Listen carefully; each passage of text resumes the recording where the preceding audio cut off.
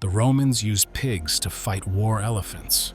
When King Pyrrhus brought elephants to Italy in 280 BCE, Roman formations collapsed, shields shattered, cavalry scattered.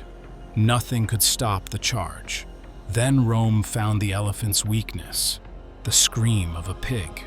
Elephants panicked at the sound, breaking formation and crushing their own troops. The Romans turned this fear into a weapon. They covered pigs in pitch, set them on fire, and drove them toward the advancing elephants. The noise, the flames, and the chaos tore enemy lines apart. It became one of the strangest and most brutal tactics in Roman military history. Before we unleash the pigs, you have to understand the sheer terror they were meant to face. The war elephant was a weapon of pure shock and awe.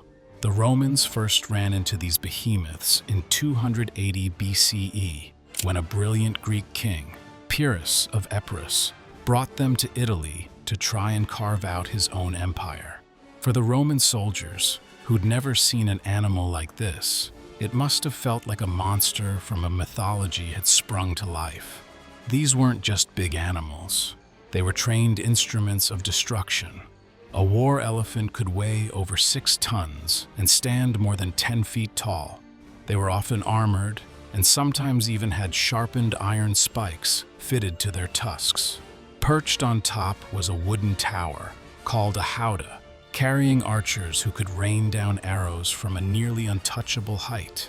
But their main job was to charge headlong into enemy lines. The psychological impact was devastating. Soldiers who wouldn't flinch at a cavalry charge would break and run at the sight of these creatures. Their unfamiliar smell and trumpeting calls were also known to terrify horses, making cavalry, one of Rome's key advantages, totally useless. A legionary's shield could stop a sword, but it was just a piece of wood against a multi-ton battering ram. The elephants would crash into the Roman lines and simply obliterate them. They used their tusks to gore and toss soldiers, their trunks to snatch men out of the formation, and their immense weight to just crush anyone in their path. In early battles, like the Battle of Heraclea, the Romans were completely routed by Pyrrhus's elephants. Their tactics were failing. The problem seemed insurmountable. The Romans were desperate, and in that desperation, they'd find an idea so strange and cruel, it could only have been born on the brink of defeat. The answer wasn't in a forge or on a training field.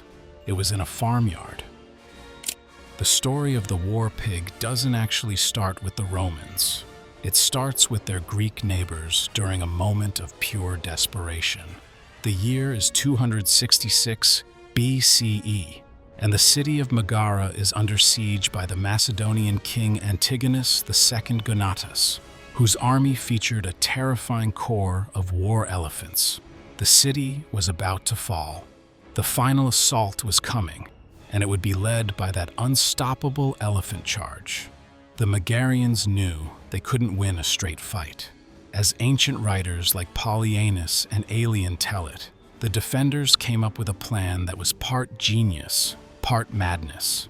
They rounded up the city's pigs and doused them in a flammable mixture, probably oil or pitch.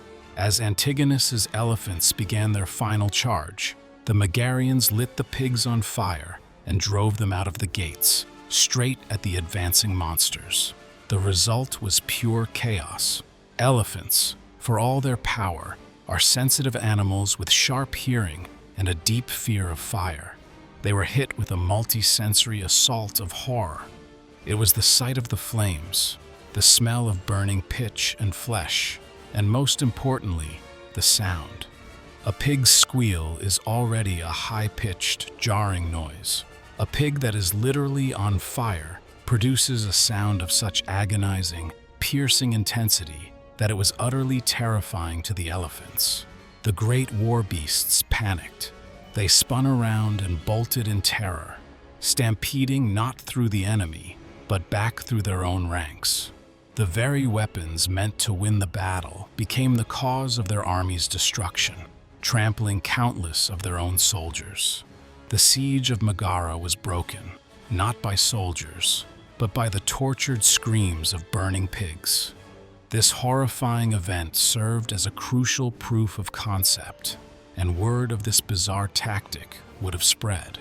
In Rome, someone was paying very close attention. The Roman military was, above all, an institution of adaptation.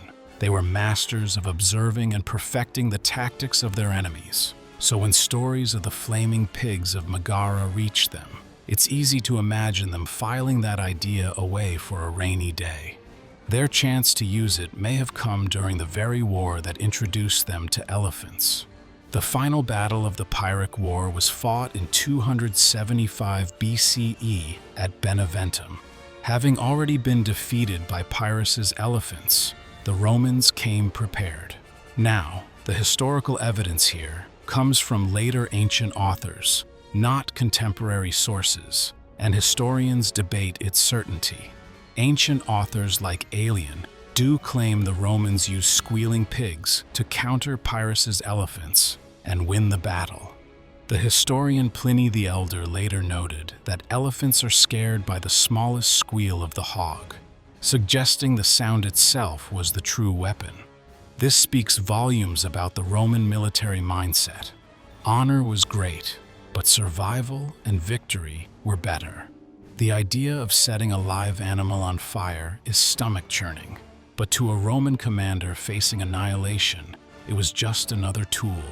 If a squealing pig could save a legion, so be it. While there's no strong evidence the Romans used flaming pigs on a regular basis, and it was likely an ad hoc measure at best, one fascinating clue was dug out of the Italian soil. A Roman bronze coin, an AS signatum, minted around the time of the Pyrrhic War. On one side, it depicts an elephant, on the other, a pig.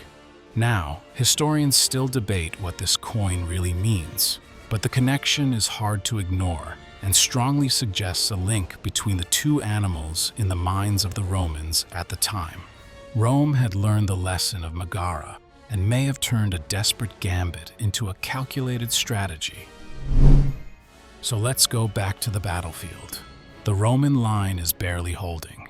The ground shakes as the elephant corps advances. The legionaries grip their shields, bracing for a crushing death. But then, from behind their own lines, a new sound cuts through the noise of battle, a chorus of high-pitched, frantic squeals. Suddenly, they appear. Dozens of pigs, perhaps coated in pitch, are driven forward by Roman soldiers. If they were set alight, they would become living fireballs, sprinting blindly in pain and terror. For the elephants, this is a complete sensory overload. Their sensitive eyes see terrifying, dancing flames. Their trunks smell the acrid stench of burning tar and hair. But the worst part is the noise. A pig's squeal is a high-frequency sound of pure agony that seems to trigger a deep-seated panic response in elephants. While we don't have modern scientists testing this theory, for obvious reasons, we do know that elephants have incredibly sensitive hearing. The combination of fire, a terrifying smell, and an ear-splitting shriek would have been a perfect storm of sensory horror. The disciplined war elephants, trained for the chaos of battle, are completely broken. They turn and flee, stampeding back into their own infantry lines. The men who were waiting for the elephants to clear a path for them are now crushed under the feet of their own panicked, 6-ton beasts. The enemy's battle plan disintegrates into self-inflicted carnage. All the Romans have to do is watch the chaos, then advance to clean up a broken and demoralized enemy. The war pig tactic, whether it was a common strategy or a one-off legend, reveals something fundamental about the Roman way of war. It shows a mindset of total, uncompromising pragmatism.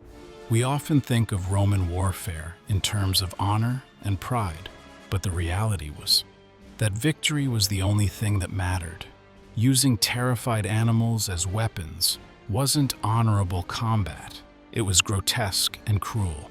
But for a Roman general, morality was a luxury you couldn't afford when facing an existential threat. This was an early form of psychological warfare. The goal wasn't just to kill the elephants, it was to turn the enemy's greatest strength into their most catastrophic weakness by creating so much terror that their army effectively destroyed itself. This highlights the Romans' incredible adaptability. They faced a new weapon, analyzed its weaknesses, and developed a counter, no matter how unconventional.